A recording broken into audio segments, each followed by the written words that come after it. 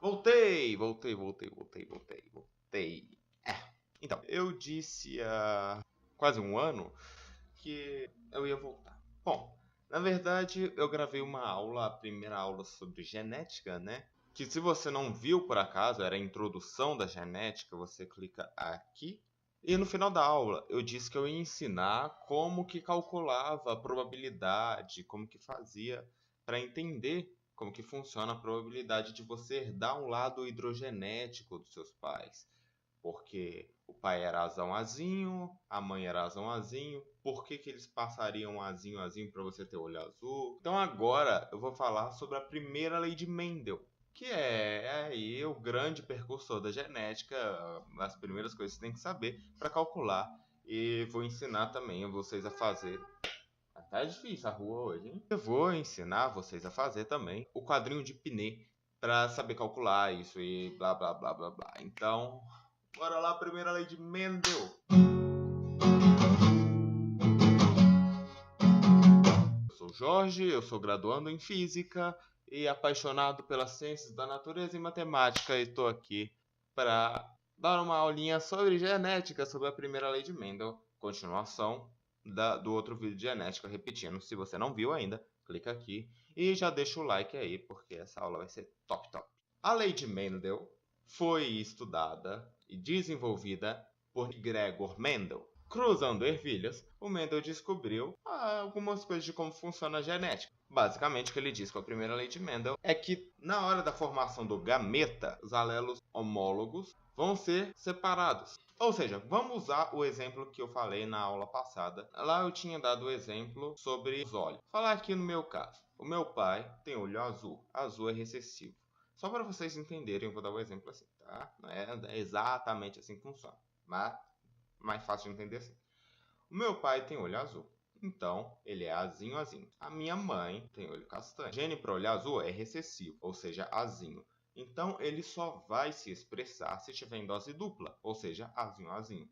Logo, se meu pai tem olho azul, o gene dele vai ser azinho azinho. A minha mãe tem olho castanho. Ou ela é azão azinho, ou ela é azão azão. Por quê? Castanho é o gene dominante. Então basta ter um azão, um dominante ali, para esse gene se expressar. Vamos considerar aí que a minha mãe seja azão azão. Logo, se meu pai tem azinho azinho, olho azul, e minha mãe tem azão azão, para você descobrir a probabilidade de eu nascer com o olho azul ou castanho. Bom, obviamente vocês estão vendo que meu olho é castanho. E portanto, eu sou, logicamente, azão azão ou azinho azão. Bom, obviamente, eu sou azão azinho. Obviamente. Por quê? O meu pai é azinho azinho. Ou seja, ele só tem um azinho para me passar. E a minha mãe é azão azão. Então, ela só tem um azão para me passar. Logo, eu vou ser azão azinho. Bom, o que diz a primeira lei de Mendel em sua profundidade? O meu pai tem o gene dele para cor de olho é azinho azinho, certo? Então, na hora da produção dos gametas, esses genes alelos, ou seja, azinho azinho, vão se separar. Por quê?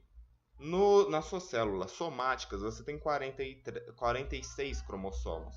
Mas como a gente já tinha discutido na outra aula, os gametas são células haploides, então elas só vão passar 23 cromossomos. Obviamente, você vai receber 23 da sua mãe, 23 do seu pai, e você vai ficar com 46 no final, certinho. Então, se os gametas vão passar só 23 cromossomos, então os alelos, por exemplo, azinho, azinho, vão se separar na hora da produção do gameta e vai enviar só um dos dois. No caso, como é azinho, azinho, obviamente só pode enviar azinho. Mas se fosse, por exemplo, azão, azinho, ou ia enviar o azinho ou ia enviar o azão. É isso que a primeira lei de Mendel diz. Na hora da produção dos gametas, esses genes alelos vão se separar e só vai enviar um dos dois. Como saber qual vai ser enviado, a gente não tem certeza. A não ser que seja esse caso óbvio de meu pai só tem azinho e minha mãe só tem azão. Logo vai ser azão assim. Isso é 100% de certeza. Em outros tipos de caso, a gente tem que calcular a probabilidade disso acontecer. Depois, quando a prole nascer, a gente vai ver se é assim mesmo que funciona. Certo? Agora, só um disclaimer. Por que falam tanto de ervilha quando vão falar da primeira lei de Mendel? Por que o Mendel usou ervilhas ao invés de usar algum animal? Porque pensa, um ser humano demora 9 meses para gestar uma criança. Imagina ter que esperar 9 meses para nascer um filho, depois mais 9 meses para nascer outro, depois mais 9 meses para nascer outro, para isso ficar comparando um com o outro. Vai dar certo. A ervilha rapidinho, papum, pirulito, pão duro, produziu outra ervilha ali. Então é mais fácil de estudar a reprodução. Só por causa disso mesmo. Beleza. Agora, crianças, a gente vai ver como funciona para calcular isso. Como funciona para calcular a probabilidade de acontecer isso. Tá? Vamos pegar outro exemplo aqui. Vamos supor, vamos manter no mesmo exemplo do olho, só para não ficar lançando coisa no ar aqui.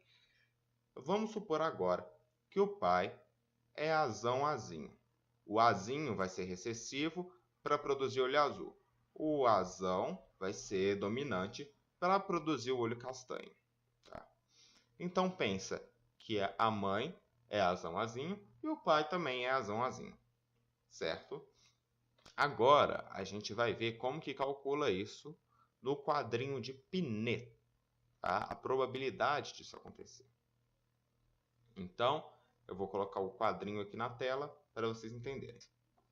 Aqui a gente vai colocar de vermelho os genes do pai, que vai ser, por exemplo, azão, azinho. Eu estou desenhando, escrevendo no mouse, então não vai sair coisa boa, mas vamos lá. Eu fiz errado ainda. Aqui é azão e aqui é o azinho. Beleza. E agora de outra cor aqui que eu não sei qual é, vou fazer os genes da mãe. Beleza. Azão, azinho, azão, azinho. Como que a gente calcula isso? Aqui a mãe vai passar o azão nessa linha. E aqui a mãe vai passar o azão também. Aqui embaixo a mãe vai passar o azinho. E aqui embaixo a mãe vai passar o azinho também. Que pareceu um D, mas é um A. E agora aqui o pai vai passar o azão. Aqui o pai vai passar o azão também. Aqui o pai vai passar o azinho. E aqui a mãe vai passar o azinho também. Ou seja, essas são as chances no cruzamento do que pode acontecer. A chance pode passar entre 4 aqui. Esses 4 quadradinhos são 4 chances. Equivalem a 100%. Então, cada quadradinho vai equivaler a 25%. Ou seja, 25% de ser azão, azão. Aqui, azinho, azinho. 25% para ser azinho, azinho. E aqui tem um azão, azinho, mais azão, azinho. 25 mais 25, 50%.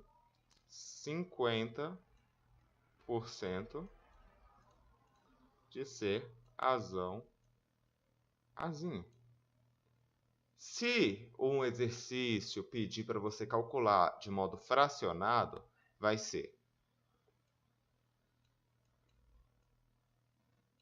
aqui tem 4 quadrados. Então, de 4, quantos são azão, azão? 1. Então, 1 sobre 4. O azão, azão. Aqui, de 4. Quantos são azinho, azinho? 1. Então, 1/4 de ser azinho, azinho. Aqui, de 4, quantos são azão, azinho? 2. Então, 2/4 de ser azão, azinho. Ó, esse aqui ficou até bonitinho, viu? Tô acostumando a desenhar, a escrever no mouse aqui. Então é assim que funciona o quadrinho de Pinét. Baseado no exercício, ele vai te perguntar qual a possibilidade, a probabilidade de ser, por exemplo, vou dar um exemplo do exercício aqui. Dado um pai heterozigoto para gene de olhos, de cor de olhos, castanho, e a mãe também heterozigoto para olhos castanhos, num cruzamento, qual a probabilidade de nascer um filho de olhos azuis? Foi aquilo que a gente discutiu no final da aula passada. A gente faz o quadrinho de Pinét aqui e a gente vai descobrir que tem 25% de chance de um casal heterozigoto, ou seja, azão azinho de olhos castanhos, produzirem uma criança de olho azul. 25% disso acontecer. Agora, pergunto para você, qual a porcentagem de chance da criança nascer com olho castanho? Se você respondeu 25%, você errou. Não é 25% e nem 50%. Lembra que o olho castanho é dominante. Então, o azão é castanho. O azão azinho também é castanho. Então, a possibilidade dele nascer com 50%, a possibilidade dele nascer com olho castanho vai ser 50% azão azinho, mais os 25% do azão. Então, ele vai ter 75% de chance de nascer com olho castanho. Então, eu perguntei no final da última aula. No começo da aula, na verdade, foi a questão que eu iniciei a genética aqui no canal. Um casal de olho castanho e um pai de olho castanho e a mulher de olho castanho podem produzir um filho de olho azul? Bom, é o que eu falei. Pode. Se os dois forem heterozigoto, azão, azinho, podem. A chance a chance é 25%, não é muito. Mas pode. Agora, se o pai for azão, ou se a mãe for azão, um dos dois forem azão, aí é chance 0. Vou mostrar para vocês aqui. Pronto, apaguei aqui. E agora você imagina que ao invés de ser azão azinho, o pai, que é o vermelho, como eu tinha dito, ele é azão. Ele aqui vai passar o azão e aqui o azão. Aqui eu mantive o que estava antes, tá? Aqui ele passa o azão, aqui passa o azão. Aqui ele passou, a mãe passou o azão aqui ela passou o azinho e aqui ela passou o azinho. Só que a diferença agora que eu mudei é esse aqui. Agora ele também tem azão, então ele só vai poder passar o azão aqui também. Ou seja, agora eu pergunto para vocês. Qual a possibilidade de nascer uma criança com olho castanho? Bom, vamos fazer aqui. A chance de ser azão vai ser 2 em 4, ou seja, 50%. E a chance de ser azinho, azão ou azão, azinho é 2 em 4 também, ou seja, azão, azinho vai ser 50% também. Como a gente sabe que o castanho é dominante, ou seja, só basta ter um azão para o gene se expressar, logo a gente vai ter aqui 50% de chance de ser azão azinho, olho castanho, e a outra 50% de chance é de ser azão azão, olho castanho. Ou seja, a chance de ser olho castanho vai ser igual a 100%. Agora, ele ter olho castanho não significa que ele não carregue o gene. Se o exercício perguntar qual a chance de ser portador do gene para olhos azuis, ele vai ter olho castanho de todo jeito, mas ele vai ser portador do gene. ou seja, 50% de chance aqui, ó, ele vai ser azão azinho. Então ele vai ter o gene do azinho ali, mesmo tendo olho castanho. E aí, se ele tiver filho com uma mulher que tem um azinho também, tem a possibilidade dele gerar uma criança de olho azul, certo? Então, muitas vezes acontece isso, não só falando de olho agora, com doenças. Depois, na continuação desse vídeo, eu vou fazer alguns exercícios sobre a primeira lei de Mendel, vou resolver aqui com vocês. E aí vocês vão entender melhor sobre isso. Logo que eu fizer o vídeo postar, eu vou colocar ele aqui, vou linkar. Numa doença, por exemplo, pensa numa doença recessiva. Eu não vou conseguir pensar em uma. Anemia falciforme, por exemplo, eu acho que é recessiva. Se não for, finge que é, só para dar um exemplo. Pensa que você tem anemia falciforme e é um recessivo. Você é azão azinho, ou seja, você não tem anemia falciforme. Mas você tem um gene ali. E aí, você casa com o seu primo. Porque o povo fala muito de filhos de dois primos juntos nascerem com algum problema, alguma doença. É isso. Aí você casa com o seu primo, que também é azão azinho. Ou seja, vocês dois são da mesma família, vocês têm os dois o gene ali. Nenhum de vocês tem a doença, a anemia falciforme, porque vocês são azão azinho. E como a doença é recessiva, só vai se expressar se for azinho azinho. No quadrinho de Pinet que a gente fez, se os dois são azão azinho, o que acontece? Nenhum de vocês tem a doença. Porque vocês são dominantes. Só que vocês têm um gene portador da doença. Vocês têm um azinho ali. Na hora que um primo casa com o outro, a chance dos dois ter o azinho, como são da mesma família, é muito maior. Então, você vai ter aqui esses 25% de chance de ter um azinho, um filho azinho, e aí ele vai nascer com a doença. A anemia falciforme, por exemplo. Enquanto se você casasse com uma pessoa de outra família e tal, e ela não tiver anemia falciforme, se ela tiver o azão, não vai ter possibilidade nenhuma de ter a doença. Então é por isso que falam tanto do casamento entre primos e essas coisas, o casamento entre os familiares, digamos assim, sabe?